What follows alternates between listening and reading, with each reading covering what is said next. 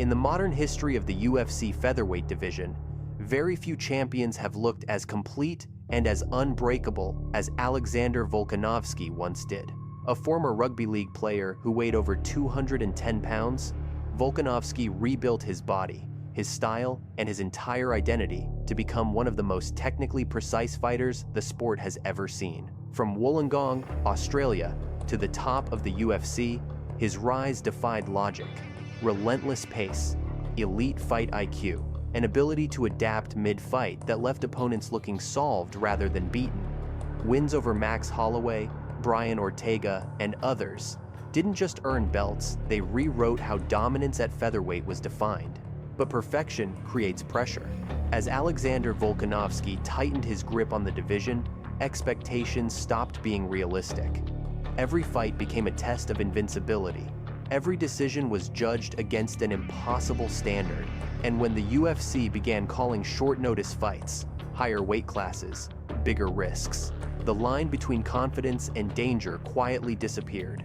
Losses came faster than anyone expected, not because his skills vanished, but because the margin for error finally caught up. This is not a story about decline in the traditional sense. It is a story about risk, control, and how even the most disciplined champions can be pushed into dangerous territory when the system needs them too much. Why did the UFC keep placing Volkanovski in high-risk situations? Why did a near-perfect champion become a symbol of volatility almost overnight?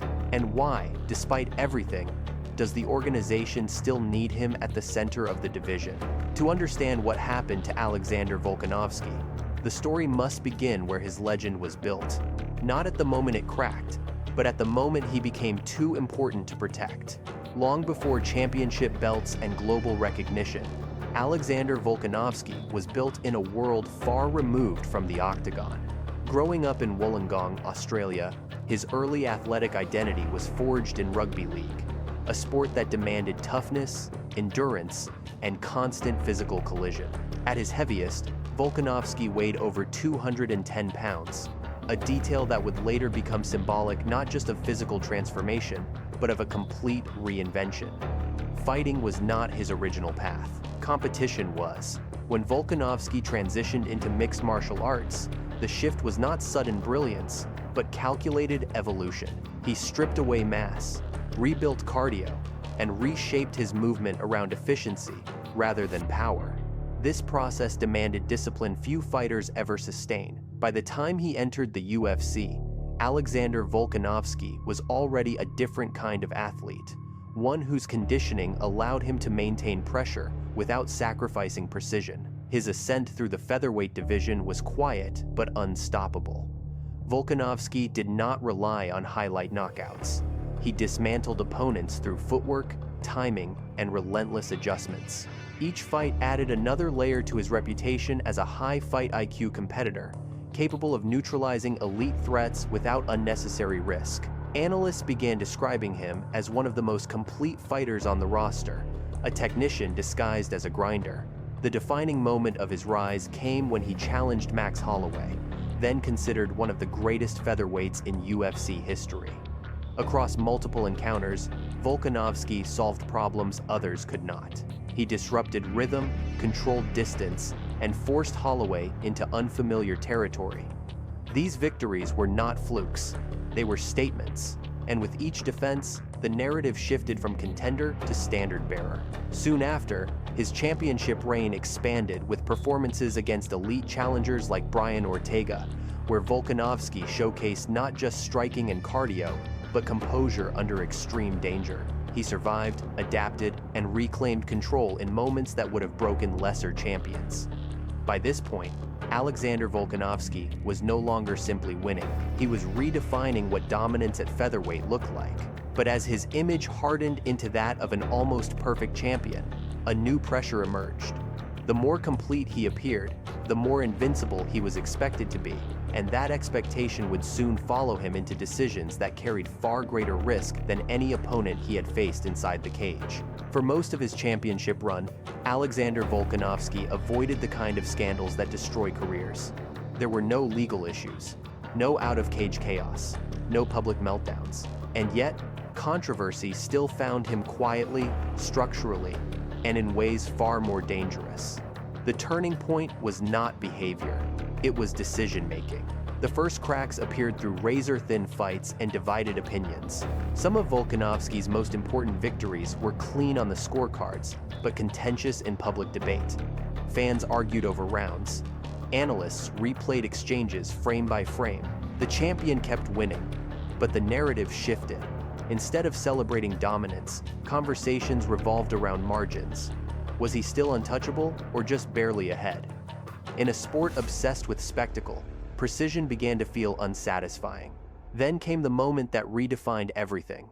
Short-notice risks at higher stakes. When Volkanovski accepted fights outside his natural weight class, often on limited preparation time, the decision was praised as courageous, but it carried hidden consequences. These were not just competitive challenges, they were structural gambles.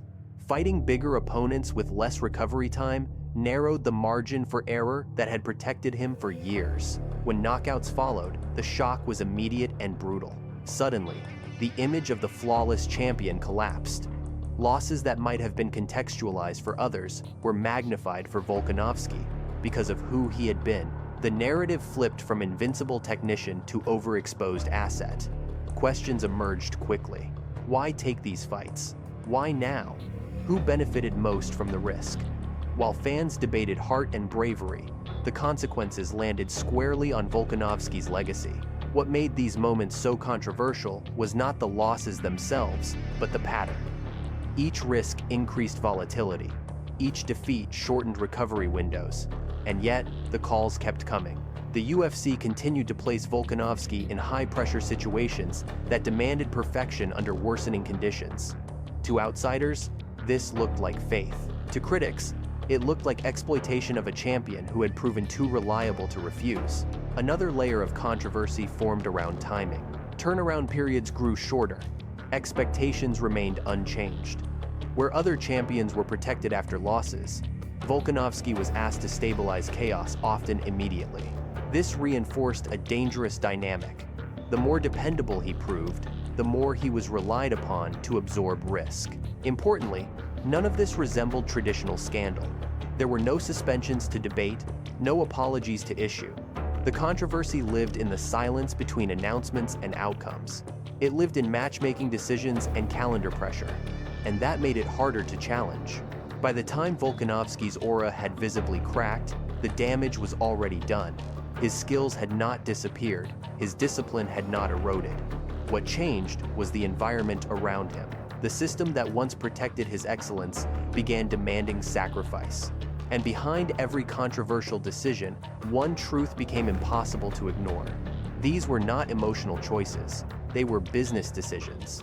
Because as Volkanovski's perfection made him valuable, it also made him expendable in ways few champions ever are. To understand why these risks were taken and why they kept coming, the story must move where it always does in the UFC. Money, leverage, power. In the UFC, skill earns respect, but money determines how far that respect extends. By the height of his reign, Alexander Volkanovski had become one of the promotion's most dependable financial pillars at featherweight. He was not built as a loud crossover star, yet his fights delivered something the UFC values just as much: predictability without collapse. Title defenses landed on schedule, main events held together. International cards, especially in Australia, had a reliable anchor.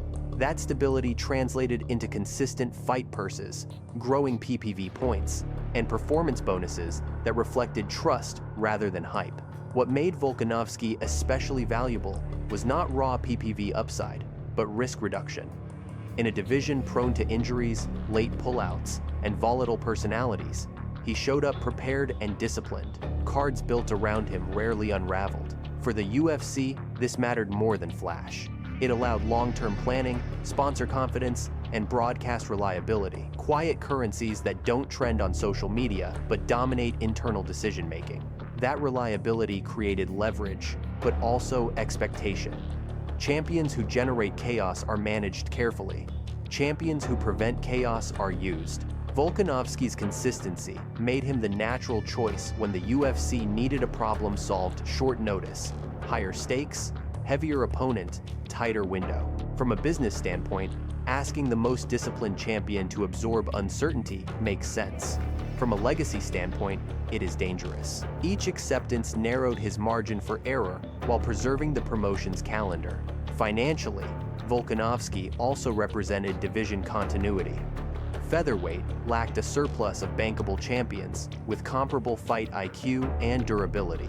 Replacing him would have meant gambling on volatility, new champions, short reigns, disrupted narratives. That gamble is expensive, so the safer option was to lean on the known quantity, even if that meant exposing him to greater risk. In that equation, the promotion's downside was limited. The fighter's was not. There was also the matter of global positioning. Volkanovski's story, from rugby to champion, played well internationally. Australia and Oceania became dependable markets. Events gained legitimacy with his presence. Losing him abruptly would have fractured those plans. Keeping him active, even aggressively, preserved momentum. The calendar stayed intact. The brand stayed steady. This is where power subtly shifted. Volkanovski did not need to demand leverage. His usefulness created it. But usefulness cuts both ways. The more essential he became, the more likely he was to be asked to carry risk others could refuse. Saying yes reinforced trust. Saying no threatened the very stability he embodied. In the UFC's ecosystem, that is a quiet trap. By the time the costs became visible, the pattern was set. Volkanovski's finances reflected success, but the terms of that success increasingly favored the system. His value was undeniable, so was the pressure to spend it. And that leads to the human side of the equation, the life lived between camps, the weight of expectation, and the toll that constant reliability extracts from a champion who can no longer afford a single misstep. Outside the octagon, Alexander Volkanovski lived a life built on discipline rather than indulgence. Unlike champions who embraced chaos or celebrity excess, Volkanovski centered his world around routine, family, and structure. Training camps were methodical. Preparation was obsessive. Recovery was treated as part of the job, not an afterthought. This lifestyle reinforced the image the UFC trusted most. A champion who would not spiral, disappear, or create problems when the cameras turned off. But that same discipline carried a hidden cost. Volkanovski's identity became inseparable from reliability. Being the fighter who always showed up, always accepted challenges, and always carried the division created a psychological burden few ever acknowledged. He was not just defending a belt, he was defending an expectation. Every camp, every call, every decision carried the weight of being the solution when the UFC needed one.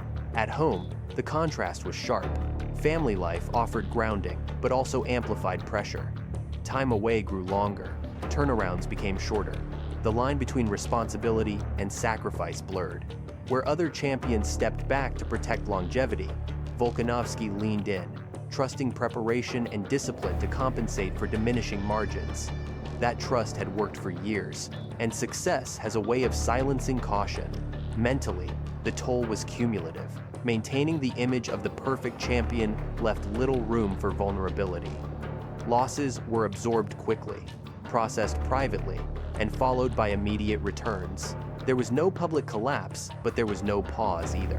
The absence of drama was mistaken for absence of damage. In reality, fatigue accumulated quietly, masked by professionalism. This lifestyle also shaped decision-making. When high-risk opportunities arrived, Volkanovski's instinct was not to protect reputation, it was to fulfill duty. He had been rewarded for dependability for so long that refusal felt like betrayal of identity. Saying yes was not about ego. It was about continuity, about staying central, about not becoming expendable. To the UFC, this made Volkanovski ideal. He did not demand protection, he embodied it. But over time, the system leaned on that trait harder and harder. The more disciplined he proved, the more risk he absorbed. And because he never broke publicly, the cost remained invisible. The paradox is clear. Volkanovski's life outside the cage made him invaluable and vulnerable at the same time. The very qualities that built his reign also made him the safest place to store danger. While others were shielded, he was trusted to endure. And that leads to the most uncomfortable realization of all. The UFC never feared scandal from Alexander Volkanovski. They feared losing a champion who could be counted on to carry everything without complaint. For the UFC, losing Alexander Volkanovski was never just about losing a champion. It was about losing control over one of the most technically stable divisions in the company. At featherweight, volatility has always been close to the surface: injuries, short reigns, stylistic stalemates, and contenders who struggle to separate themselves. Volkanovski changed that. His presence imposed order. Rankings made sense. Title paths were clear. Events could be planned without fear of collapse. In a business that quietly prioritizes predictability, that made him irreplaceable. The first reason is division stability. Volkanovski did not just win fights, he filtered contenders. By consistently neutralizing elite challengers, he prevented the rapid turnover that forces constant rebuilding. This allowed the UFC to stretch storylines, pace matchmaking, and avoid the costly cycle of rush champions and immediate rematches. Without him, featherweight risked returning to uncertainty. With him, it functioned like a machine. The second reason is trust under pressure. When the UFC faced scheduling crises, late withdrawals, or market-specific needs, Volkanovski was the champion they could call. He had already proven he would accept responsibility others declined. Short notice, higher stakes, bigger opponents. He said yes. From an organizational standpoint, that reliability was priceless. It reduced refunds, protected broadcast commitments, and stabilized global cards. The downside of those decisions landed on the fighter. The upside belonged to the system. The third reason is scarcity. Fighters with Volkanovski's combination of fight IQ, conditioning, adaptability, and professionalism are rare.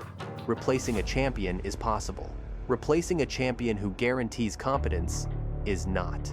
The UFC understood that gambling on volatility, new champions, inconsistent performances, unpredictable behavior would cost far more than leaning on a proven constant. So they leaned harder. There is also the matter of symbolism. Volkanovski represented a modern ideal the UFC liked to project: discipline over chaos, intelligence over spectacle, professionalism over controversy. He made the promotion look organized, credible, sport first. Losing him would not just disrupt a division, it would expose how fragile that image can be without the right figure holding it together.